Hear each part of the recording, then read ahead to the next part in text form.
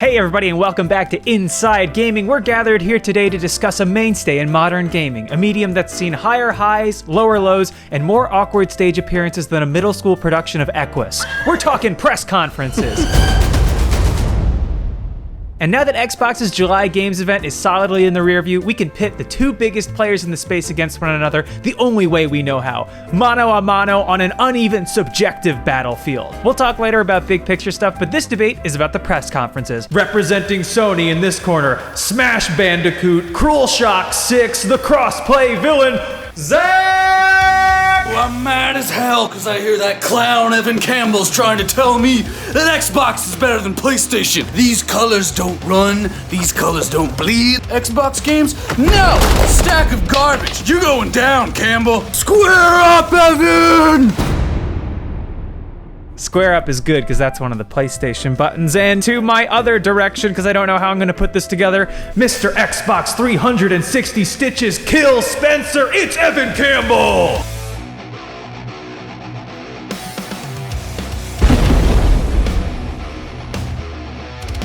Hey, hi. Happy to be here. Happy to have just a fun conversation about video games, a productive conversation, and yeah, I guess let's get into it and all be friends after. Still, maybe. I have 5 criteria we're going to go through, and remember, if it gets ugly, I'm not pulling either of you out, okay? Good. I'm going to turn Zach into gamer paste and then eat it to fuel my late night exploits. We gotta move. We can't be talking about exploits on here. Up first, let's talk games. I could talk about games all day. All right, Evan. I got a pretty big list here in the Xbox Showcase, which happened on July 23rd. We had 10 world premieres, 22 console launch exclusives, and 5 new games made just for the Series X. Evan, you sound a little peaky in Discord. Let me see. Right. Yeah, totally. Volume. Okay. Yeah, I'm gonna turn it down to OBS. Okay. Check. 1, 2.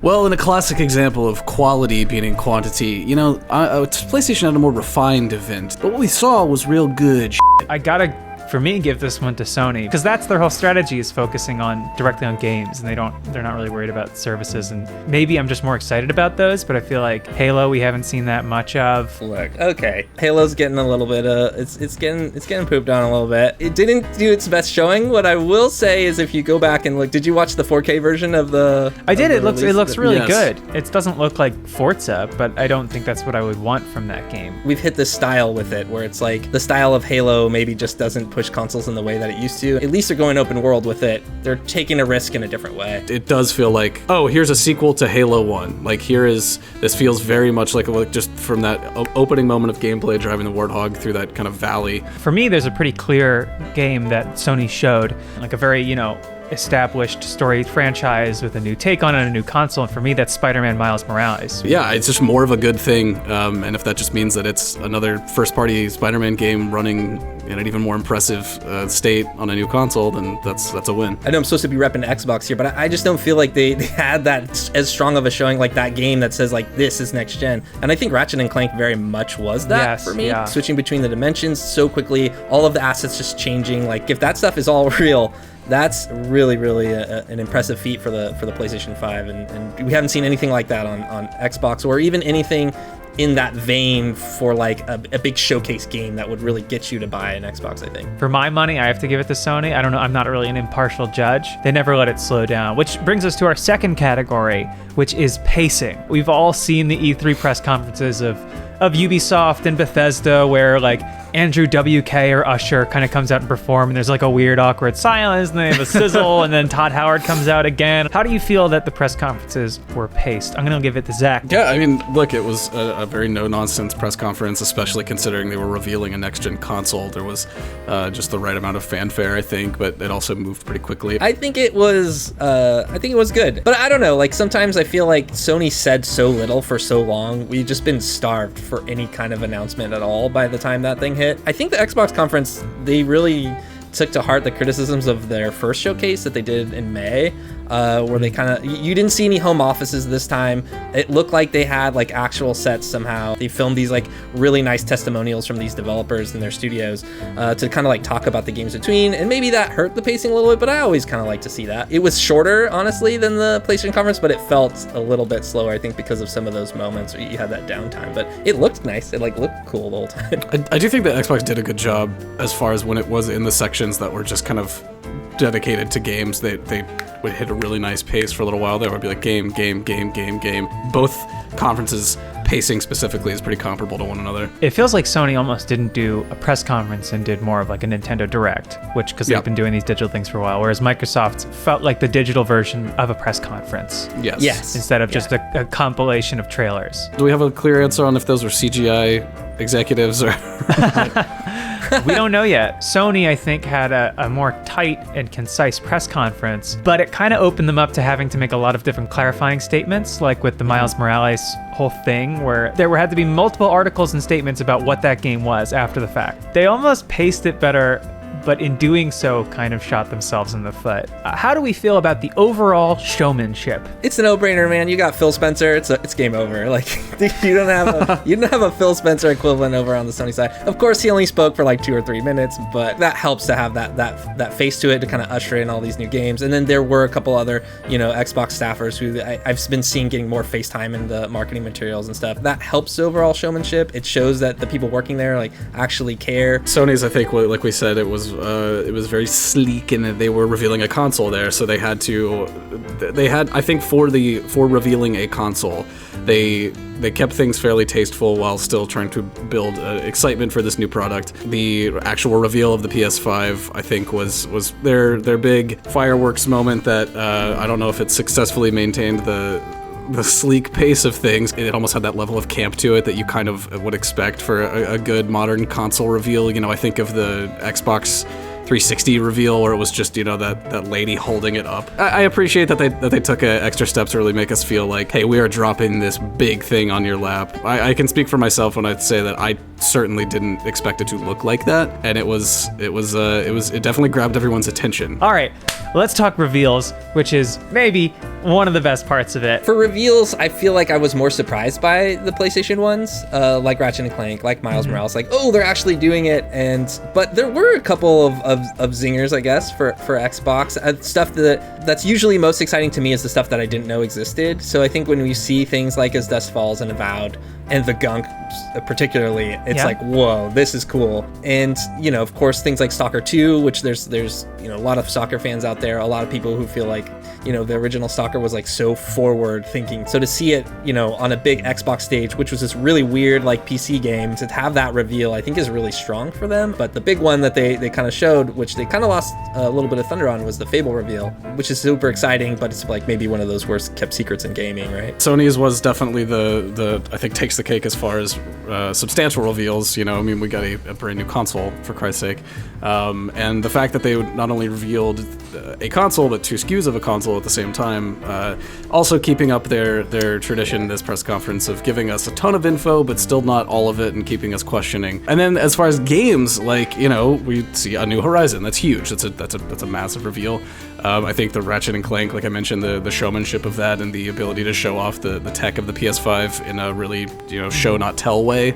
I think that made for a very good reveal for a series that is beloved. The most impressive one to me, I think, was Demon's Souls. I think that was a really nice bit of fan service, and Sony really throwing a bone to the hardcore fan base and being like, even in a year where we're revealing brand new flashy hardware, like we still got this awesome, Demon's Souls remake for you. Sony almost creates this air of secrecy that allows them to have a more impactful press conference, by waiting so long to show off the console, by keeping such tight-lipped attitude towards its games and stuff. And like, the only thing we saw before this was like an incredibly dry Mark Cerny press conference where he was just like, and you'll see on this slide that we have 3D audio.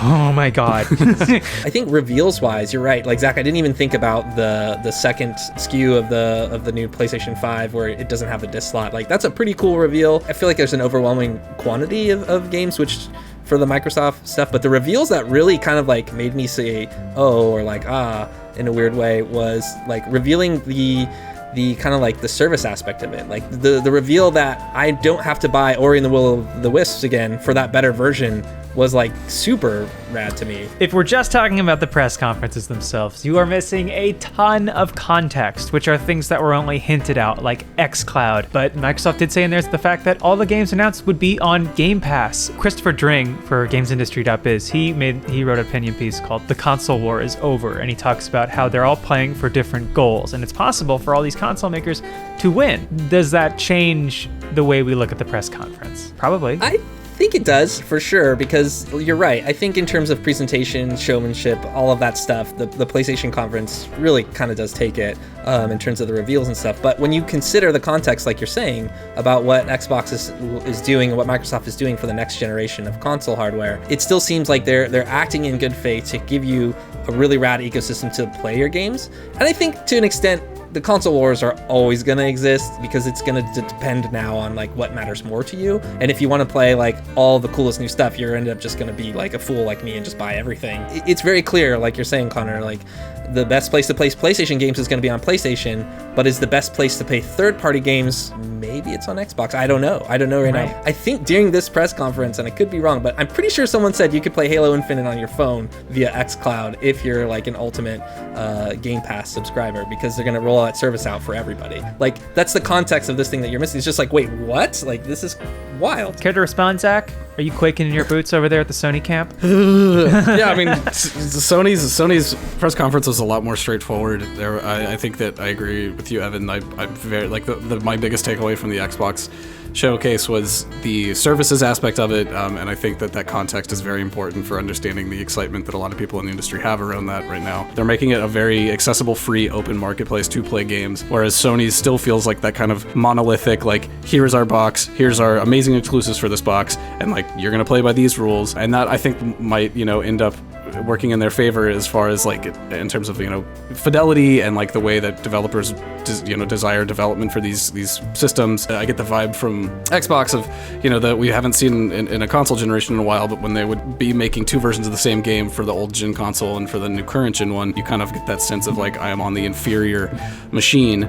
But graphical fidelity is also getting to a point where like we don't really care about, like, those gaps are not as wide. For Xbox, it's really cool in that way, because if you're trying to game on a budget, the rumors we've been hearing is that like PS5 is going to be more expensive, and now you've also got that combined with the Series X, or your Xbox One is going to have access to Game Pass, so you're paying $15 a month to combine it with Gold or Xbox Live, and the Ultimate Game Pass, and your box is going to be a little bit cheaper overall. It's just kind of like a win-win there. So it sounds like we may have a consensus here. We're not deciding definitively who had the better press conference, but I do think if we're looking just at the press conferences, personally, I think PlayStation takes it. But if you look at the bigger picture, it's a totally different conversation. That's fair. I agree with that. Yeah. I think that's a fair place to land. Yeah. All right. Now, do one of you want to drive to the other's house and beat the shit out of each other? I'm just... I already have one thing that I need to argue with you on. Okay. You said that the Stadia showed their latest offerings with new games and announcements. Well, actually, it was mostly old games. That's true. They have 3 timed exclusives. One that is available now, which I think is Orcs Must Die 3. Orcs Must Die 3, which is a great game series. Looks